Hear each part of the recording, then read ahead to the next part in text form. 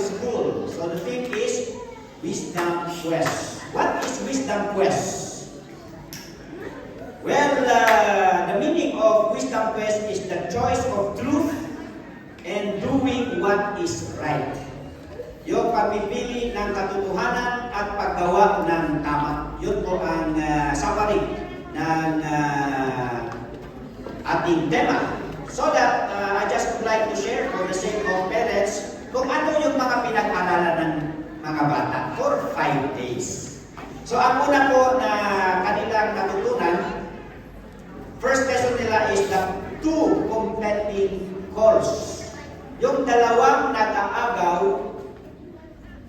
na panawagan o yung influence para sa ating mga anak or sa ating mga tao. And these two competing calls is the choice to be wise or to be fool.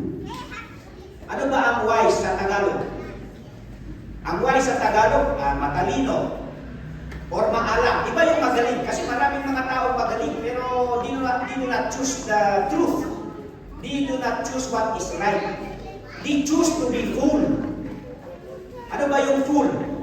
Well, sa dictionary, ang ibig sabihin ng fool, they choose to be tanga. Pero siguro the right word is, they choose to be mangmang. Yan. So yun po yung dalawa. Either na yung tao, pipiliin niya yung mabuti or yung masama. So that in Proverbs chapter 9, they have learned about the way to wisdom. And in their memory verse, Proverbs 10:23, in King James Version, sabi doon, it is as sport. Pero yung sport dyan, it is, sa mga mangmang, it is a joke. It is a joke to a fool to do mischief, but a man of understanding hath wisdom. Okay? So parang biro-biro lang ang katotohanan o ang kabutihan sa mga masasamang tao. Pero ang maalat na tao ay meron siyang saya sa paggawa ng tama. So in application, wisdom leads to a life and favor from God, but foolishness leads to death and destruction. So yun po ang tinuro natin sa mga bata.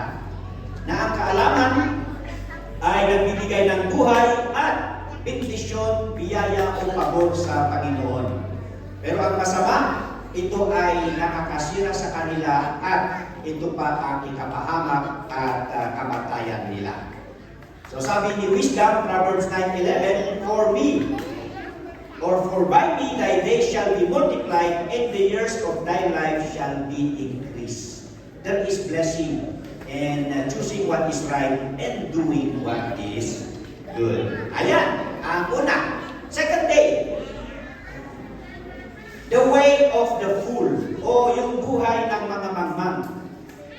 Well, ang mga masamang tao, they do not respect God. And you do not appreciate what is good. They are stubborn and they continue in doing evil. So yung kanilang lesson po ay patungkol po doon sa kasama ni Jesus Christ doon sa cross, doon sa Luke 23. At meron doon yung isa na instead na siya ay magpakumbaba at kilalanin si Jesus na kanyang Panginoon at tagapagligtas, inutyapan niya si Jesus. Kaya sabi ng kanyang kasama, hindi mo ba alam na ang tao ito ay banal? At siya ay nakapako sa krus na kasama natin, pero wala siyang kasalanan. Kaya sabi niya, Panginoong Isus, pag ikaw na nasa paraiso, ay huwag mo akong kalimutan. Kaya sabi ni Jesus Christ, ngayon din ay magkasama tayo sa paraiso.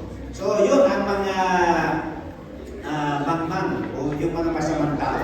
They do not respect God and appreciate what is good. Sa third day naman, so at second day, they have learned about the fool. On the third day, they have learned about the wise. So ang mga maalam, matalino ng mga tao, they delight in God's command. Yan. Natutuwa sila sa salita ng Diyos. At kinakasuklaman nila ang bagay na masama at meron silang disiplina sa kanilang sarili. So ang kanilang lesson ay sa Genesis chapter 39. Ito yung patungkol kay Joseph and Potiphar's wife. So tinukso ni Potiphar's wife, si Joseph, pero si Joseph masama ang pakiapid. Kaya tinanggihan niya, hindi niya lang tinanggihan, kundi tinakbuhan niya ang tukso at ang kasalanan. So maalam si Joseph. Yan. So yun pag tinuro natin sa mga bata na dapat sila ay maalam. Kung anumang kasalanan, anumang tukso ay huwag nilang payagan at huwag nilang sundin at hindi nila ito gagawin. Ha? So memory verse nila, Proverbs 4:6. Forsake her not. Hindi ito yung si Potiphar's wife, kundi yung wisdom. Forsake not wisdom, and she shall preserve thee. Love her, and she shall keep thee. Protection comes from delighting in God's commands and applying and following. So that wisdom leads to following what is right and rejecting evil, but foolishness yields to temptation and sin. Sa pang-apat, the fruit of wisdom. Ano po ang bunga ng kaalaman? Well, it says there, it chooses good advice and a peaceable life. Di-appreciate, pinipili nila yung magandang payo at saka yung katahimikan. Ang kanilang lesson ay sa 1 Samuel 25. Ang kwento sa 1 Samuel 25, ito yung patungkol kay David and Abigail. Yan. Si Nabal ay asawa ni Abigail. At nung si Nabal ay nalaman ni King David na siya ay ibiniles ni Lord, pinagpala ng Panginoon. At siya ay pumunta para humingi ng tulong sa kanya. Pero si Nabal, pinagmumura niya yung mga servants ni King David. So that sa inis ni King David, nais niyang parusahan si Nabal. Pero ang asawa ni Nabal na si Abigail, nung malaman niya ito dahil sabi ng kanilang tauhan, wala namang masamang ginawa yung mga sundalo ni David sa amin. So by this, si Abigail, siya ay nagpasya na sumalubong kay David at ang kanyang mga sundalo at siya ay nakipag-areglo. Yan.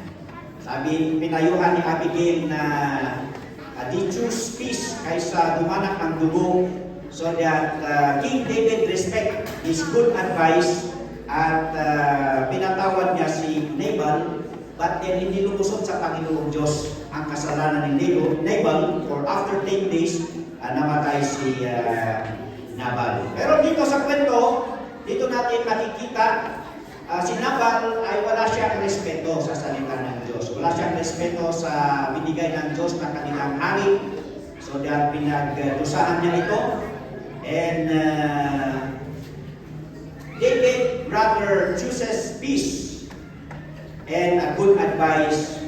Kaya sabi sa Proverbs 3:13, happy is the man that findeth wisdom and the man that getteth understanding.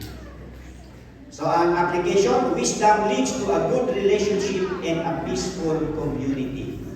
But foolishness do not value peace and others. Ayan. And then, panglima, sa kanilang matutunan is seeking wisdom. Ano ba ang piliin? So after all, nakita natin ang pros and cons, yung the negative effect of the life of the fool. So we rather choose wisdom. And dito po sa seeking wisdom, wisdom in writing is the Word of God. Saan natin matatagpuan ang kaalaman? Of course, sa salita ng Diyos. And wisdom in person is the Lord Jesus Christ. Because the Lord Jesus Christ is the written Word of God and He is the living Word of God. Okay? Kaya sabi sa Proverbs 9:10, their memory verse, the fear of the Lord is the beginning of wisdom. Gusto mo bang maging maalam sa iyong buhay? Then kilalanin mo ang Panginoong Hesus sa iyong buhay. And the knowledge of the Holy is understanding. Huwag mo lang kilalanin ang Panginoong Hesus sa iyong buhay, kundi pag-aralan mo siya. At mapag-aralan mo ang Panginoong Hesus sa kanyang salita. Kaya sabi niya sa John 5:39 to 40, "Search the scriptures, for in them ye think ye have eternal life, and they are they which testify of me. And ye will not come to me that ye might have life." Actually, Jesus Christ is conversing with the Pharisees here. At sabi niya, you are learning the Word of God, for you know that eternal life is found in the Word of God. And the Word of God itself testifies that I am the eternal life. Kaya ang kanyang challenge, pero ayaw niyang pumunta sa akin para magkaroon kayo ng buhay na walang hanggan. In another occasion, Jesus said, "I am the way, the truth, and the life. No man cometh unto the Father but by me." Walang sinumang makabalik sa Diyos Ama kundi sa pamamagitan ko. In Ezekiel 33:11, sabi niya, "Say unto them, as I live, saith the Lord, I have no pleasure in the death of the wicked." Hindi interesado ang Panginoong Diyos sa kamatayan ng isang mangmang o ng masamang tao.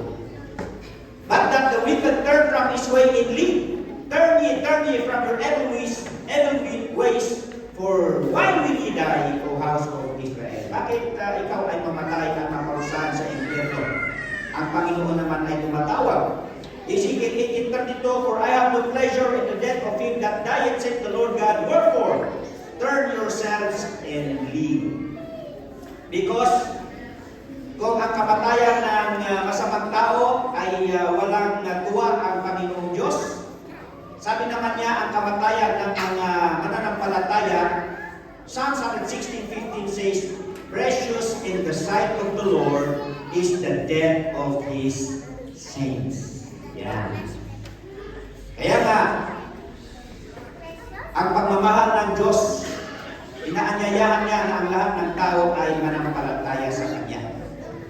John 3:16, "For God so loved the world, that He gave His only begotten Son, that whosoever believeth in Him should not perish, but have everlasting life." So sa inyo, ano ang pipiliin ninyo? Tumingin kayo dito sa harapan. Ayan. Ano ang nakikita ninyo? The way of the fool. Saan papunta yung the fool? Ano yung makikita nyo doon? Sila ay pupunta doon sa dagat-dagatang apoy sa impyerno. Pero ang maalam, saan patungo ang maalam? The way of the wise goes to heaven. So, in seeking wisdom, where do you choose? Heaven or hell? Of course. And it says there, not unless that we receive the Lord Jesus Christ in our hearts, that we will be assured of salvation and going to heaven. Do you want to be wise? Do you want to accept the Lord Jesus Christ in your life? Okay, shall we all stand and let us pray? Because you choose salvation, you choose the Lord Jesus Christ, you choose heaven. Let's have a moment of prayer for our salvation. So this prayer is not only for the children. This prayer is to all of us. Kahit sa ating mga parents. Kung alam mo na hindi mo pa tinanggap ang Panginoong Hesus sa iyong puso, ay maaari mong gawing panalangin mo ito. Pagamat pangungunahan ko, ay huwag lamang ninyong sundin ang panalangin ito. Ngunit gawin ninyo ito na sarili ninyong panalangin, taos-puso, na tanggapin nyo ang Panginoong Hesus sa iyong buhay, para sa ganon ay magkaroon po tayo ng kaligtasan. Pero kung kayo ay natapos na tinanggap ninyo ang Panginoong Hesus sa inyong buhay, hindi nyo na kailangan ang panalangin ito. Ang panalangin ng kaligtasan ito ay para lamang sa mga hindi pa nakakilala at tumanggap sa Kanya. Okay? So that let us bow down our heads. Let us close our eyes. And every one of you who want to be saved, to be assured of heaven, please pray this prayer. O Lord Jesus, huwag mo natin ikaya. Dahil pag ikaya natin ang Panginoon, ikakaya din tayo doon sa langit. So that let's pray this with all our hearts. Lalo sa inyo na hindi pa tumanggap sa Kanya. Okay? Let's do it. O Lord Jesus, I do believe that you died on the cross for our sins. You were buried and came alive after 3 days. I believe you are preparing a home in heaven for those who believe in you. I also accept you now as my Lord and Savior. Forgive me for all my sins and guide me for my new life in Christ. Thank you for your promise of eternal life in heaven. Thank you, Lord Jesus. Amen. Okay, you may now take your seats. Okay, so may mga bata tayong narinig sa panalangin ng kaligtasan. Hindi ko man narinig ang panalangin ng iba. Ngunit sabi ng salita ng Panginoon, kung taos puso ninyo na tinanggap ang Panginoong Hesus, ay sigurado po, pag ang Diyos ang nagsabi ng kanyang pangako, ito po ay matutupad. For that, the assurance of salvation.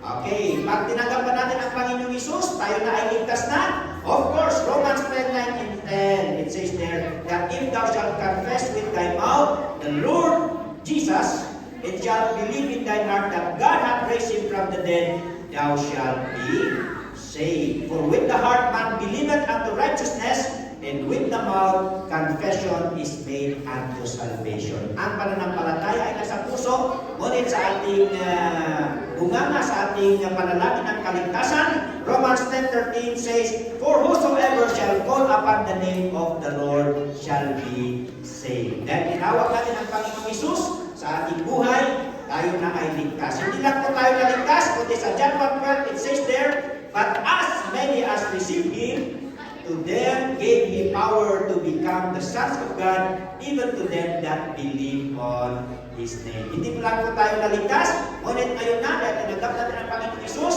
sabi ng Biblia, tayo na ay mga anak ng Diyos. Kaya pag natapos ang buhay natin sa mundo ito, wala na tayong ibang uuwian, kundi saan?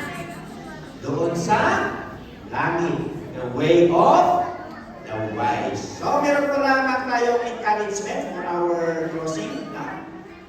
Dahil tinanggap natin ang Panginoong Hesus sa ating buhay, ang kalooban ng Panginoon ay yung ating Kristiyanong pamumuhay. Tayo na ay mabuhay na maka-Diyos, bagong buhay, dahil sabi sa 2 Corinthians 5:17, therefore, if any man be in Christ, he is a new creature, all things are passed away, behold, all things are become new. Nabago na tayo sa Panginoong Hesus, kaya ngayon dapat meron tayong bagong buhay. Romans 6:4, we are buried with Him by baptism into death, as Christ was raised up from the dead by the glory of the Father, even so we also should walk in newness of life. Pangalawa, pag tinanggap natin ang Panginoong Hesus, hindi lamang po Kristiyanong pamumuhay, kundi huwag natin kaligtaan ang salita ng Diyos. Pag-aralan po natin ang salita ng Diyos, sabi sa 2 Timothy 3:16-17, all Scripture is given by inspiration of God. It is profitable for doctrine, for reproof, for correction, for instruction in righteousness, that the man of God may be perfect, truly furnished unto all good works. Pag-aralan natin ang salita ng Panginoon. Marami po tayong pag-aralan dito. Doktrina, yung correction and instruction para lumago at rumangya maging maramya yung ating buhay Kristiyano. Okay, ang pangatlo, of course, our prayer life. Okay? Sabi sa Philippians 4:6-7, be careful for nothing. Ang ibig sabihin po na be careful for nothing, do not worry. Huwag kayong mag-alala. Ngunit sabi niya, but in everything by prayer and supplication. Kung minsan nag-aalala tayo sa ating kakainin, sa ating income, sa ating kabuhayan, pero sabi dito, huwag kayong mag-alala. Kung meron kayong dapat ipag-alala, ay alalahanin yung manalangin. Okay? And everything by prayer and supplication with thanksgiving, let your requests be made known unto God. And the peace of God, which passeth all understanding, shall keep your hearts and minds through Christ Jesus. Para mas maging panatag, hindi ka nag-aalala. Kasi kung minsan ang pag-aalala, nakaka-stress, yan, nakaka-hypertension. 1 Thessalonians 5:17-18, pray without ceasing and everything give thanks, for this is the will of God and Christ Jesus concerning you. Okay, pang-apat. Pag tayo ay naligtas na, tayo na ay Kristiyano, not only our Christian life, the Word of God, prayer life, but our worship life. Okay? Punta po tayo dito sa church. Tayo po ay maglingkod, manambahan. Sabi doon sa nabasa kanina, Psalms 95:6-7, oh come, let us worship and bow down. Let us kneel before the Lord our Maker. For He is our God, and we are the people of His pasture and the sheep of His hand. Hindi lang tayo naligtas, tayo ay naging anak ng Diyos, tayo na ay mga tao ng Panginoon. Kaya atin siyang sambahin. Hebrews 10:25, not forsaking the assembling of ourselves as the manner of some is.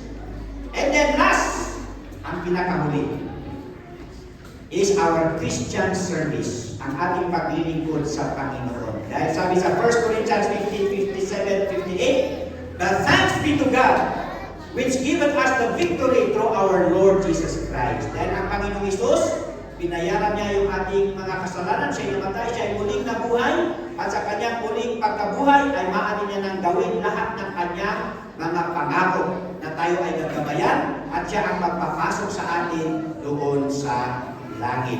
At dahil buhay na buhay ang ating tagapagligtas, therefore, my beloved brethren, be steadfast, unmovable, always abounding in the work of the Lord, for as much as you know that your labor is not in vain in the Lord.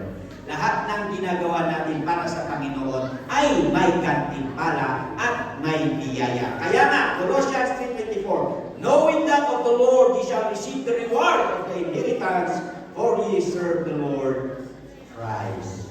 So yun po, may patutunguhan at hindi mo lugi, hindi mo kawalan ang pagtanggap sa Panginoon Jesus, mabuhay sa kanyang kalooban, pag-aral ng kanyang salita, manalangin, magsamba, at maglingkod sa kanya. Thank you very much, and God bless everyone.